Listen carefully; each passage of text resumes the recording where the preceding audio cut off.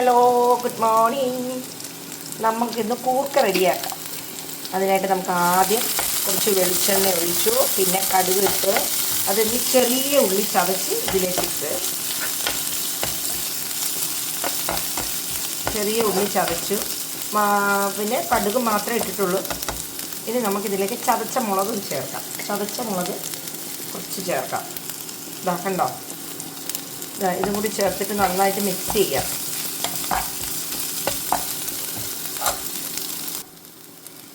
ഞങ്ങളുടെ നാട്ടിൽ ഇതിന് കൂർക്കയെന്നാണ് പറയുന്നത്. പലയിടത്തും ഞാൻ എറണാകുളം ആയതുകൊണ്ട് കൂർക്കയെന്നാണ് പറയുന്നത്. പക്ഷേ എൻ്റെ നാട് കൊല്ലമാണ് കേട്ടോ. എൻ്റെ കല്യാണം കഴിച്ചോട് വന്നതാണ്. പക്ഷേ എൻ്റെ നാട്ടിൽ ഇതിന് പറയുന്നത് ചീവക്കിഴങ്ങെന്നാണ്.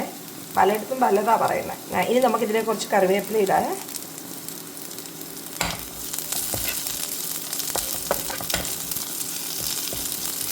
ഇനി നമ്മൾ ഉപ്പും മഞ്ഞൾപ്പൊടിയും ഇട്ട് നന്നായിട്ട് കുക്കറിൽ 2 വിസിൽ വരുന്നവരെ വേവിച്ച കൂർക്ക.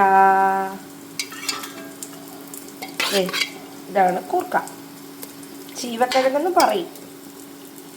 നമുക്ക് ഇതിലേക്ക് ഇടാം. ഞാനിതിലേക്ക് വെള്ളവും കൂർക്കയും കൂടെ ആണ് ഇടുന്നത് കേട്ടോ. അതിനകത്ത് വെള്ളമുണ്ട്.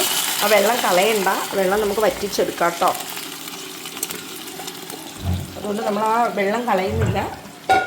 ആ വെള്ളവും കൂടി ചേർത്തിട്ട് നമുക്ക് നന്നായിട്ട് ഇളക്കി കൊടുക്കണം. അപ്പോൾ ഇത് ഞാൻ ഉപ്പും മഞ്ഞയും ഇട്ട് വേവിച്ചതുകൊണ്ട് ഉപ്പിന് വേണ്ട, വെന്തതുകൊണ്ട്. ഇനി നമുക്ക് ഈ വെള്ളമെല്ലാം ഒന്ന് വറ്റുന്നവരെ നമുക്കിതിങ്ങനെ ഇട്ടേക്കാം. എന്നാൽ വെള്ളം കൂടെ വറ്റി കഴിയുമ്പോഴത്തേക്ക് നമ്മുടെ ഫ്രൈ ആവും.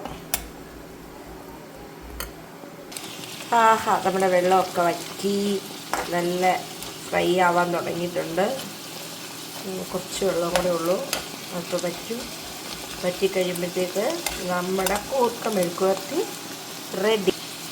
ഹലോ, അങ്ങനെ നമ്മുടെ കൂർക്ക മെഴുക്കുവരട്ടി ഇവിടെ അടിപൊളിയായിട്ടുണ്ട്, റെഡി ആയിട്ടുണ്ട്. അപ്പം ഈ അടുത്തൊരു വീഡിയോ ആയിട്ട് വരുന്നവരെ കാണാം. ഇന്ന് ഇത്രയേ ഉള്ളൂ. Okay, by.